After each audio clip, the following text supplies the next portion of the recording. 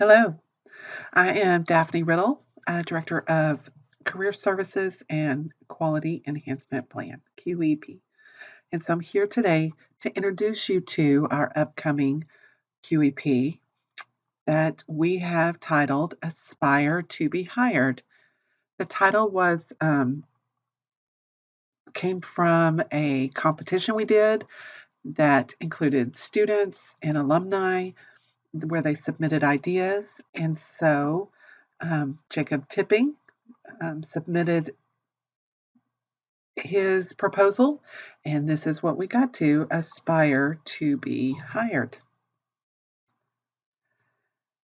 So, as you may know, the QEP, Quality Enhancement Plan, is part of our SAC-COC reaccreditation. And we are in the midst of that process right now by way of writing our reports and gathering our data to submit to SAC-COC. So we're in the process of that. Of course, you know that covers every aspect of our campus and how we function. The Quality Enhancement Plan is a piece of the reaccreditation process. Our report is being written and it will be submitted a little bit later than the other parts of the report to SAC-COC. So we'll have that done later this semester. And then we will present our QEP to the SAC-COC reaccreditation team that comes, whether they do this virtually or come to our campus, we'll see. And then at that time, we will be requesting that they approve this plan. So we are well into the process of piloting it in various courses, and I'll talk a little bit about what that is looking like right now as we kind of build up this program to present it in August of this year. So, Aspire to be Hired, our mission statement, as you'll see here, is to provide employability skills to NCTC students through evidence-based training modules embedded into curriculum. This will be in the CTE programs.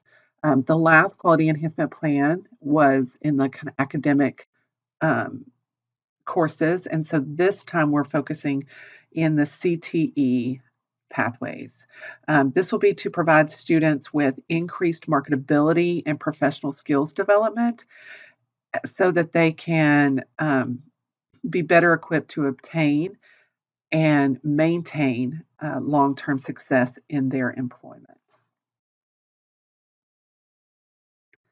So there's several components of the QEP. And again, like I said, we are in the process of piloting this and um, kind of nuancing it. So everything's pretty fluid at this point. Not everything, but and the great thing about the QEP is this is our project.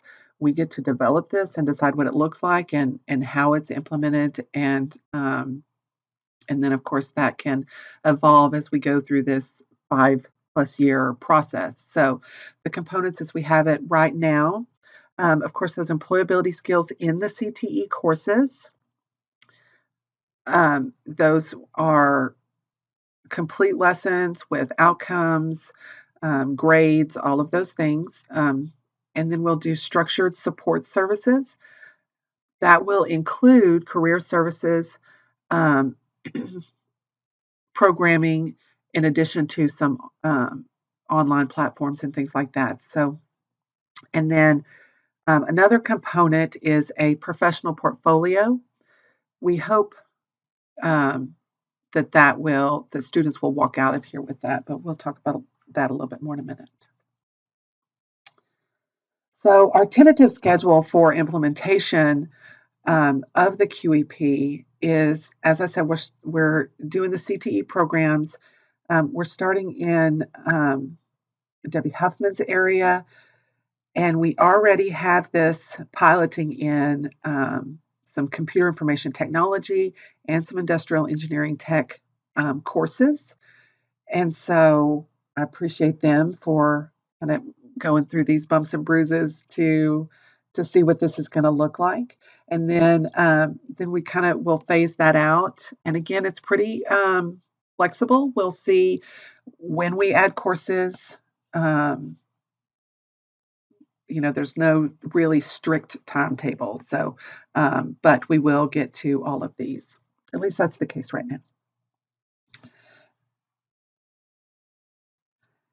So for the dean and chairs that I've been working with so far, here are the employability skills that we're looking at implementing into these first few CTE programs. Oral and written communication, teamwork and collaboration, ethical decision making, critical thinking, and social responsibility. So the departments will, the deans and chairs will be able to have conversations about the best employability skill sets for their students and which employability skills fit best into what courses.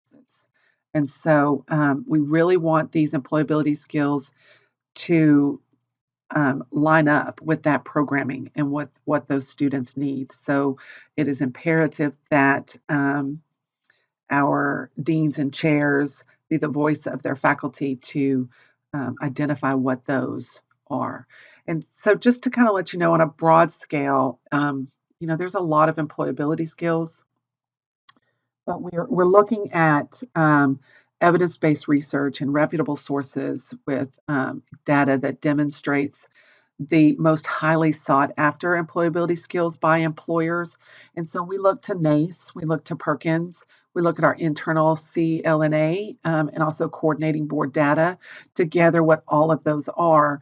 And all of those are on the table, but of course, we don't want to just throw skills at students. We want to really intentionally identify what employability skills will benefit these students in their career paths the most and really develop those skills in these students. So, a very intentional, directive um, obtaining of skill sets that will benefit the students. And again, like I said, I work with the deans and chairs to develop the implementation strategy.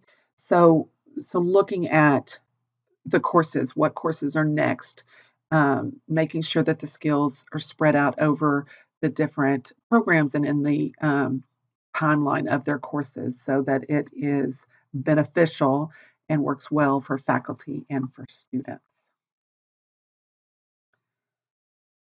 So the structured supplemental services, I'm sure those of you who are here with the previous QEP, you're familiar with that because the Completion Center grew out of that, right? The success coaches and the trainings that they do. And so we're mirroring that to some degree with the career coaches.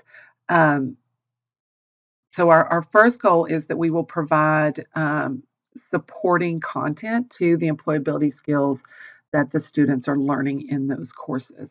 And so that will be done with individual coaching, presentations, some online platforms, different things like that to just provide additional coaching in those employability skill areas.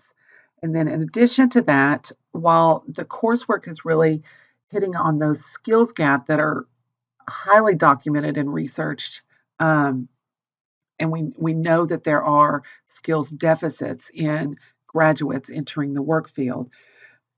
But Les talked about areas, but just as essential are the awareness gaps and the communication gaps that graduates, job seekers have as they enter the work world.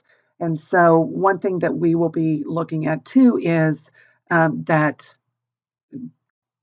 gap between a student's understanding of a project that they did in class and how that connects to career and earning a job and staying in a job and those sorts of things. So that awareness of the skills that they have, that identification, um, and then and then the next step is their ability to communicate those skills to prospective employers.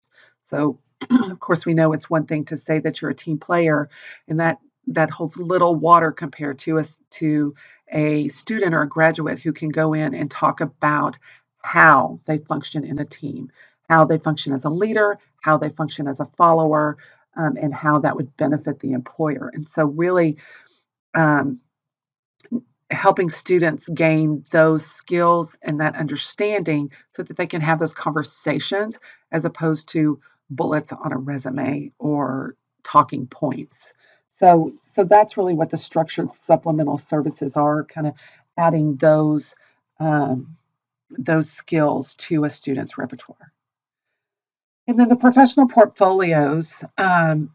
So ultimately, our goal is, in addition for our students walking out possessing these skills, being able to understand the skills that they have and being able to communicate those skills, but that they also have a digital representation of their readiness for the work world, their accomplishments, and their employment documents, moving forward. And so that professional portfolio would include the typical things like your cover letters and resumes and professional references and reference letters. And then, of course, once they have access to, transcripts and get their degrees and all of those things, having those in there. But we also want to include those educational achievements, maybe projects that they've done, further evidence and artifacts of their um, possession of these employability skills and that will benefit them in the workplace. So that will be an additional goal. We've had some conversations and would love to incorporate badging and micro credentialing. We're really early in that conversation and looking for how to make that happen. But that is, I'm sure very um, prevalent in other institutions and in the work world. And so we want to look for ways to incorporate that as well. So that is just really in a nutshell what the QEP is building up to look like and what some of our goals are. And so be looking for the aspire to be hired logos. Hopefully, you're seeing some of those around and having those conversations. Remember that Career Services is here to support you in all of your classes and courses in any way that we can with presentations or resources. We are here for you. And if you have any questions about the Quality Enhancement Plan, just give me a holler. I appreciate your time and you have a wonderful, wonderful day.